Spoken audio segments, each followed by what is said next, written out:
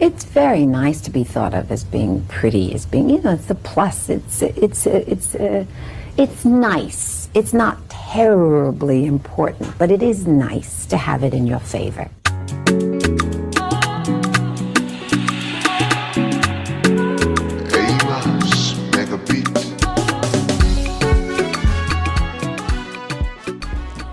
Hey guys, welcome back to my channel. Thank you so much for being here, and I really appreciate your time.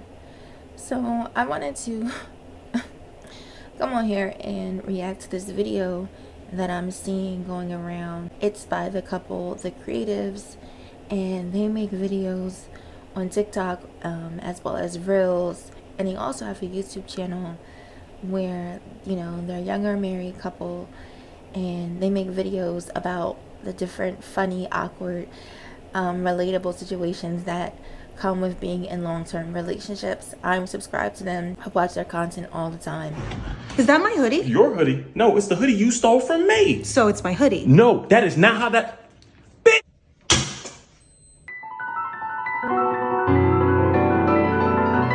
I find their style of editing and the way that they make videos to be funny. I enjoy their content. Honestly, I was a bit taken back by this video that they have. They have a podcast version, and in this version, he kind of talks about how he was not really attracted to his wife, but he's more attracted to her personality, how men tend to value that over looks. And to an extent, I agree with what he's saying, and I understand why he's saying it. Overall, it just honestly comes off bad. Like, I'm not going to hold you. So I'm going to play the clip, and then I'm going to come back with the rest of my commentary. The girl is gorgeous and pretty. It's 20 times more headache. Now, hold on. Because you fine too. Don't do that. But you a different kind of fine. Like I said, you the girl next door fine. There's a difference in both of them. Look at you. I feel like you're going to say you fine in your personality. No. We have this, y'all. We have this talk all the time. Your personality is fine.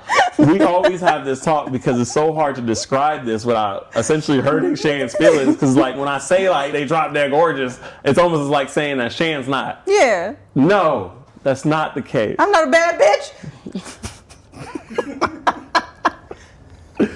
Baby, you are everything in a bag of chips. All right, you are. That's such an 80s compliment. Oh my gosh. All that in a bag of chips, baby. The thing about Shan is that I am extremely a lot more attracted to your personality than your looks. I know you probably don't want to hear that. Yeah, that sounds really mean. But those are the ones that we marry, right? There's girls that, as a man, that look amazing, that are fine. Like, damn, you look good. But that's it. A mature man's gonna automatically categorize that as like a fun time. Okay, so number one, I wanted to say this.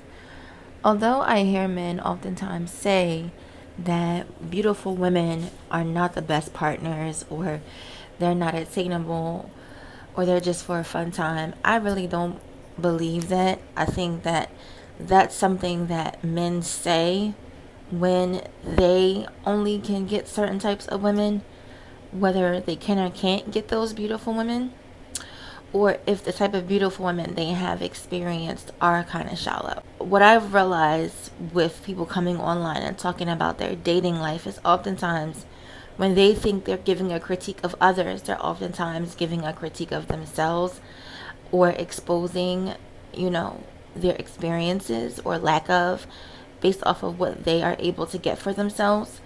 And so whenever I see men saying things like this, automatically I know, like, okay, so either you haven't been able to get those pretty girls, so for you, this is how you deal with that. This is how you reconcile with yourself that you never really dated someone that is extremely or exceptionally attractive. Or you are one of those men who have absolutely dated a pretty girl, but she was most likely, one of those get money chicks.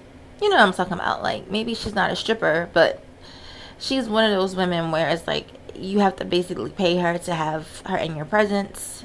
However that works out, whether it's an expensive date or to spend a night with her. Like, there are definitely women like that. You have to pay me to see me, to talk to me, to be around me, to have sex with me. So, and while there's like, I guess nothing necessarily wrong with that, I mean, at least if you're honest about what you're doing, that's not conducive or productive to long-term relationships. So that's something that typically only works for a short period of time. You can't do that for the rest of your life, and it can cause damage later on, because women who typically date like that tend to become very jaded themselves. So, but like I said, people typically expose what their experiences are and what it has taught them, or lack of experiences.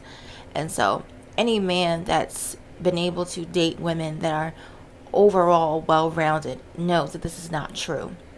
No more than being unattractive or average looking means that you will automatically be a good woman and you're a good person. Like, that's, this whole girl next door comparison to the siren or to the, sex pot, that whole mother whore, that all of these concepts are just based off of putting women in arbitrary categories that oftentimes do not reflect real life.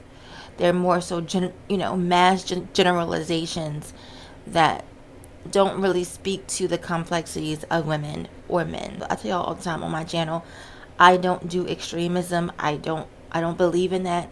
I am very grounded in the real world, so I will always give a perspective based off of the real world experiences that I have personally had and that I know from conversing with others that they have had. Attractive people are not horrible people. They're not bad people. No more than average to unattractive people are these like secret underdog angels. Like, that's absurd. Okay. That's not true. People have good and bad character regardless of what they look like. But to address this whole thing where people come online and basically tell their partner, like, hey, you're not really my type, but you have other aspects that I'm attracted to or that I wanted, so I kind of settled. And that's kind of what he is saying to her, which is something that I'm surprised that he would like openly say, because he says in the video, like, it's no way for me to say this without sounding mean. Yes, exactly. There's no way for you to really express that particular sentiment without it coming off like you're trying to play your wife. And that's probably why he shouldn't have said it. Unfortunately, they seem to discuss this a lot, because he says that they talk about this conversation, or they have this conversation a lot. So I don't know. I don't know why you would continuously talk about how you're not really, you know what I'm saying? And maybe she's not his type. I don't think that's something that needs to be discussed often, over and over and over again in your relationships. Like, it's bad enough when it's kind of evident that you're not your partner's particular type, but that's definitely not something I would want to discuss over and over again with my partner. Like, seriously. All that I can say is it's probably best, once you do talk about it, to not like continuously have the conversation over and over again, because that's not going to serve you guys. That's not going to have a positive effect on your relationship. If anything, it's just going to make you subconscious. And kind of in the video, you can see how Shan kind of like, she's like doing these jokes and this nervous laughter, but overall you can tell that it probably does bother her. And I have tremendous empathy for her regarding that, because no one wants to hear that or be aware of that, because that's not a positive or uplifting thing. You know what I'm saying? I also find it very interesting that he is talking about women who are really fine or really attractive, but when you look at him, he's average looking. Like, I wouldn't consider him to be fine or exceptionally attractive as a man. So when I look at her and I look at him, I think they're equally yoked in that aspect. I think that they are within points of each other, and I think that is personally the best setup. I don't really think relationships work when one partner is really attractive and the other is average, whether it's the man or the woman. I have personally experienced that not working. And I know of people who have talked about that not working out for them, whether it's friendships, romantic relationships, I always think it's best when you have a relationship with someone and y'all are within points of each other, because your life experiences, the ways that in which society interacts with you, are going to eventually affect your relationship. And if one person has certain types of experiences and the other person doesn't, because they're not as attractive, in terms of what society will deem as attractive, that can absolutely impact your relationship, your friendship, regardless of what it is. So I think, like I said, it's best to be with people who share experiences. Don't focus on me saying attractiveness. Focus on the experiences part. Because your experiences will either bring y'all closer together because y'all have relatable experiences, or it will drive y'all apart because y'all can't relate to y'all experiences. So when I look at him, like I said, he's about like a, maybe a 5, 6. I think Shannon's like a 6.5 to a 7. So I think that they match each other. So I'm confused about, I don't know why he thinks that he should be with like a 8 or 9. Like I don't know.